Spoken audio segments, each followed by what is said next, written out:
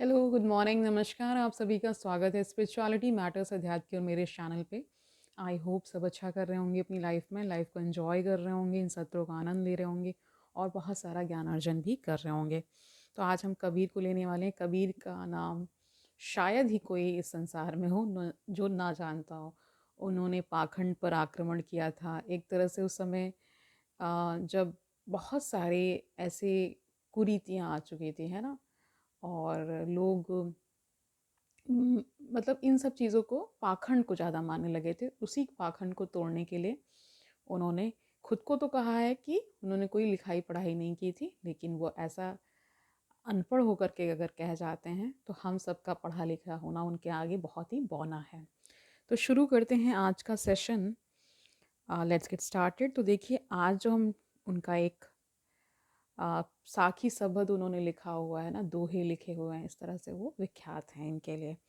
तो कह रहा, पहला जो हम ले रहे हैं वो है, सुखिया सब संसार है, खावे और सोए, दुखिया दास कबीर है, जागे और रोए।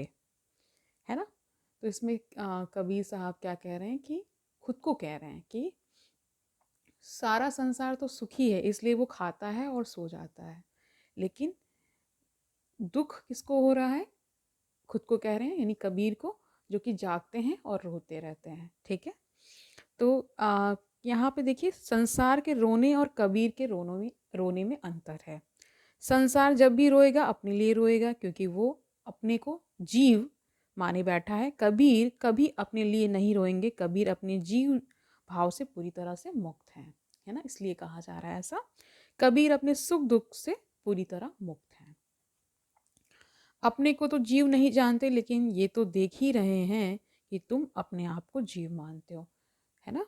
कबीर तर गए हैं, 100 बार कबीर ने धार की और नदी की और मझधार की बात की है। कबीर तर गए और तुम तो इसी पर अटके हुए।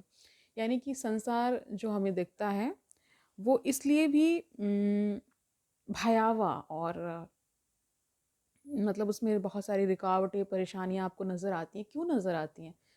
क्योंकि हम सब जानते हैं कि हमने वो नहीं जाना है जो हमें जानना चाहिए, और हम वो सब जान रहे हैं जो कि उतनी उसकी आवश्यकता नहीं। सांसारिक जीवन तो सब जी लेते हैं।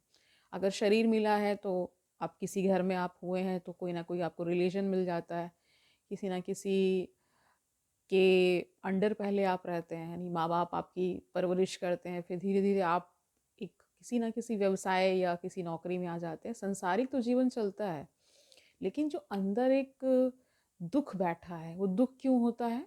मुक्ति ना पाने का, है ना। तो जिसको मुक्त होना, यानी ये शरीर, ये जो शरीर तो एक इंस्ट्रूमेंट का की तरह काम करता है ना। और वो जो अंदर मैं, यानी अहंकार, जो खुद को बार बार कहता रहता है मैं हूँ करता है ना, मेरा है, इस तरह का जो भाव है, वो जो परेशानी झेलता है, वो मुक्त होना चाहिए ना। तो इसी तरह से वो अपने विषय में कह रहे हैं, है ना, कि सारा संसार तो सुखी है ना, खाता है और सो जाता है। कबीर दुखी है क्योंकि वो जागता है और रोता रहता है ना। समझ गए? आगे देखिए। देखिए, कभी कभी हम जब अपने जीवन को भी देखते हैं, यानी हम सब के जीवन में कुछ ना कुछ ऐसा हम किन्हीं कारणोंवश, है ना, समस्याओं में फंसते ही हैं। बहुत सारा ज्ञान जब होता है तो भी कभी बार कई बार होता है कि सही समय पे एप्लीकेबल, यानी हम दूसरों को तो समझाने में बहुत अम, मतलब योग्य होते हैं, लेकिन खुद को समझा पाना, यानी खुद को सही रास्ते पर लेकर चलने में हमें कठिनाई होती है। इसीलिए हमने हमने हमारी ग्रंथों ने भी गुरु को बहुत महत्व दिया है। गुरु, कहते हैं, गुरु जब आपके जीवन में आता है तो निश्चित ही परिवर्तन आता है, और बहुत सारे ऐसे मतलब उद्देश्यों को आप पूरा कर पाते हैं जिनके लिए ये आपका जन्म हुआ होता है ना। दूसरा देखिए क्या है, पानी मिले न आपको औरन बक्सत छीर, आपन मन निश्चल नहीं और बंधावत धीर। ठीक है। कितने साधारण तरीके से पानी और खीर का उदाहरण ले लिया है, ऐसा उदाहरण जो कोई साधारण गृहस्थ, कोई साधारण गृहिणी भी ना लेगी, घर में भी तो यही सब चलता रहता है, दूध तेल नमक लकड़ी, है ना, यही सब, इन्हीं सब चीज़ों में हम फंसे रहते हैं। और जो जीवन आपको मतलब कह सकते हैं कि जो मूल उद्देश्य है उससे हम भटक जाते हैं ना, बाकी सब चीज़ों में फंसे रहते हैं कि नौकरी पा लें, फिर उसके बाद शादी हो जाए, फिर बच्चे हो जाए, फिर उनकी शादी, फिर उनकी नौकरी, इस तरह से पूरा क्रम चलता रहता है। कह रहे हैं और उसी पानी और खीर की बात यहाँ पर की गई, पर वह बात की फिर दूर तक जाती। मैं कह रहे हैं कि सब कुछ देखिए, जहाँ पे आप कह रहे पानी मिले न आपको औरन बक्सत छीर, आपन मन निश्चल नहीं और बंधावत धीर। कह रहे हैं कि अपना मन ठीक से है नहीं, लेकिन दूसरे दूसरे को समझा रहे हैं, है ना। पानी मिल नहीं रहा और खीर की बात कर रहे हैं, दूसरे को एक तरह से बता रहे हैं कि खीर वीर चल रही है ना। जैसे जीवन में हम सब कभी कभी बढ़ा चढ़ा कर भी बताते हैं ना, उस तरह से है। कह रहे हैं कि आ, आगे जानते हैं, कह रहे हैं कि जो घर है हमारा ना, आप देखते हैं, देख ही रहे होंगे कि हम कहाँ जा रहे हैं, इस दुनिया में रह रहे हैं, ऐसे ही घर में रह रहे हैं, ऐसे ही कोई काम धंधा कर रहे हैं, देख वही सब कुछ रहे हैं जो हम देखते हैं, उन्हें भी वह दिख रहा है जो हमें दिख रहा है, पर हमसे कुछ ज़्यादा दिख रहा है। किनको? कबीर को। ठीक है, वह तो उन्हें देखता ही है ना। कह रहे हैं कि पहाड़ चढ़ने का दोदक भी इसमें इस्तेमाल किया गया। पहाड़ चढ़ना, पहाड़ चढ़ने का है ना, सब कुछ होगा, गड्ढे में गिरने का है, अंधे का है ना, सब कुछ है। ठीक है, तो देखिए इन दोनों में यही एक खास बात है कि जो आप उन्होंने क्या किया, जो आपके रोज़मर्रा के जीवन से ही उन्होंने हर चीज़ को उठाया है। सुबह और शाम खाना पीना सोना जागा, इसमें सब कुछ है ना, इसी में ही सब कुछ है। और सब कुछ करते हुए ये भी बता देते हैं कि हम कहाँ चूक करते हैं, है ना। जैसे उनका दोहा है, उनका कहना है, उनकी भक्ति है जो है ना, निर्गुण भक्ति के वो प्रवर्तक रहे हैं, एक तरह से फाउंडर रहे हैं, और अपने समय के बहुत ही विख्यात, इतने विख्यात कि उनको अगर सामने कोई चीज़, कोई घटना घट रही है या कोई भी गतिविधि हो रही, उससे वो उठा करके एक फिलोसफिकल एंगल पर ले जाते हैं हमें, है ना, हमें समझा देते हैं कि कितना हम सब मतलब व्यर्थ की चीज़ों में पड़े हुए हैं ना। एक और देखिए, दुर्लभ मानुष जन्म है, देह न बारंबार, तरुवर ज्यों पत्ता झड़े, बहुरी न लागे डार।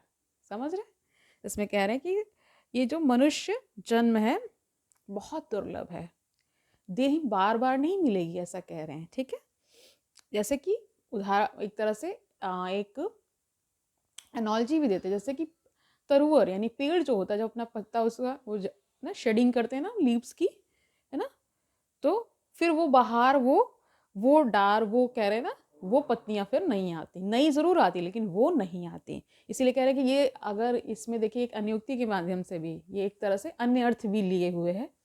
क्या है कि यहाँ पे समझाने का प्रयास कबीर कह रहे हैं कि ये जीवन अगर तुमने गवा दिया तो फिर दोबारा तो ये जीवन मिलेगा नहीं, और फिर जब जीवन गुजर जाएगा तब पछताओगे, है ना। और देह तो बार बार मिलेगी नहीं, ना ही ये मनुष्य जन्म मिलेगा। तो इस मनुष्य जन्म को सार्थक करने के लिए आपको क्या करना चाहिए, इसका सही उपयोग करना चाहिए, फालतू की चीज़ों में नहीं पड़ना चाहिए कि दूसरे में षड्यंत्र कर रहे हैं, दूसरे के लिए अपना जीवन भी खराब कर रहे हैं और सामने वाले का भी अपने अपने आप को परेशान किए हुए हैं और दूसरों को भी परेशान कर रहे हैं, है ना। इस तरह से नहीं करना है। ठीक है, समझ गए। मतलब छोटी छोटी बातों और छोटे छोटे विषयों को लेकर के वो बड़ी बात कह जाते हैं। ठीक है, आगे देखिए, कबीरा तेरी झोपड़ी गल कटियन के पास, जैसी करनी वैसी भरनी, तू क्यों भया उदास। ठीक है, तो इसमें भी उदासी बता रहे हैं, मतलब अपनी झोपड़ी को भी यहाँ पे ले आए हैं, अपनी झोपड़ी में ही कह रहे हैं कि जैसा तू करेगा वैसा ही भरेगा, और फिर अगर ये पता ही चल गया है तो फिर इसमें अब उदास होने का कोई विषय रह नहीं जाता, है ना। समझ पा रहे हैं कि एक छोटी सी झोपड़ी का ही उदाहरण लेकर के, है ना, मतलब कह रहे हैं कि गलकटी में जो जो गला काट लेते हैं उनकी बात। तो अगर ऐसा संसार में आप देखते ही हैं कि कितना क्राइम है, कितना सब कुछ है, ये तो इस तरह से संसार में हमेशा रहा है। विरोधी जन भी रहे हैं, मतलब जिनकी बहुत ही ओछी मानसिकता होती वो भी लोग रहे हैं, गलत को सही कर कहने वाले भी लोग रहे हैं। तो इस तरह से हर ज़माने में, हर युग में ऐसे लोग रहे हैं जो कि साधु संतों को सताने वाले और गलत को बहुत ज़्यादा प्रेशर देने वाले भी रहे हैं, है ना। तो इसमें कबीर क्या कहते हैं कि कबीर तुम्हारी झोपड़ी किसके पास है? ऐसे लोगों के पास तुम रहते हो जहाँ पे छोटी छोटी बात पे कहो गला भी उतार सकते हैं, मतलब गला काटा जा सकता है। जैसी करनी वैसी भरनी, जैसा करोगे वैसा भरोगे, ऐसा भी कह रहे हैं, ठीक है। और तो फिर तुम क्यों उदास रहते हो? तो यहाँ पे वो खुद के माध्यम से ही संसार को भी संबोधित कर रहे हैं, एक एक जन को कह रहे हैं कि ऐसा ही है संसार, बच सको तो बच लो, है ना।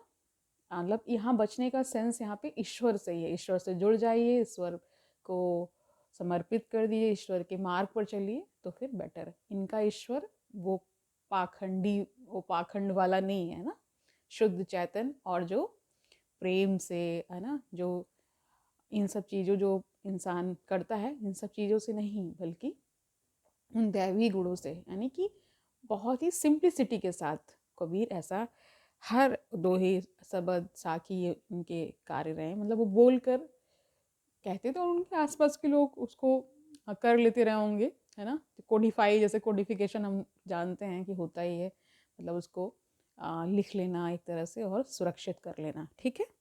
तो आज के लिए इतना ही रखते हैं। आप समझ गए होंगे हमने छोटे छोटे विषयों को उठाया है। मतलब हम सब जान रहे हैं कि जीवन इतना इसलिए भी हमें दुविधापूर्ण लगता है क्योंकि हम उससे निकलने का प्रयास ना करके क्या कहते हैं उसी में उलझते जाते हैं, है ना। क्योंकि एक विशियस सर्कल क्रिएट हो जाता है। जब एक विशियस सर्कल मतलब दुष्चक्र, एक चीज़ से निकले दूसरे में फंस गए, है ना, ऐसा। तो इसलिए ही हम नहीं निकल पाते। और जब हम कोई सही रास्ते पर चलते हैं तो कहते हैं सही रास्ते पर चलने का एक फ़ायदा हमेशा ये रहेगा कि आपको चैन की नींद आएगी एक तो, और सुख चैन आपका बरकरार रहेगा। बहुत ज़्यादा आपने गलत रास्ते पर चल करके बहुत तरक्की भी पा ली तो फिर वो तरक्की क्या होगी, लॉन्ग लास्टिंग नहीं होती है। इसीलिए तो कबीर जैसे महाज्ञानी, है ना, महान लोग, इन्होंने क्या कि इन्होंने तो कोई सांसारिक संपत्ति इकट्ठा नहीं की, एक सुख चैन का जीवन जुलाहे थे, है ना, कपड़े बुनते थे और वही कार्य करते करते भगवान के स्मरण में सदैव रहना और उनकी फिलोसफिकल बातें आसपास के लोगों को इनलाइटन करना, इस तरह का उनका काम था।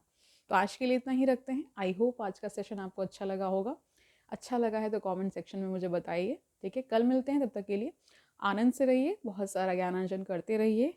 इन सब छोटे छोटे विषयों पर भी ध्यान दीजिए, अपने जीवन में जो आपके जीवन में घट रहा है उसको भी देखते रहिए और उसको ट्रैक पर लाने की कोशिश करिए। जब आप अध्यात्म से जुड़ते हैं तो आपको एक मानसिक बल, एक आत्मिक बल भी मिलता है जिससे आप सारी लड़ाइयाँ अपनी अच्छे से लड़ पाते हैं और समझ पाते हैं कि ये संसार ऐसा ही है, इसी में रह करके हमें इससे पार भी पाना है। कल मिलते हैं, तब तक के लिए हरिओम तत्सत।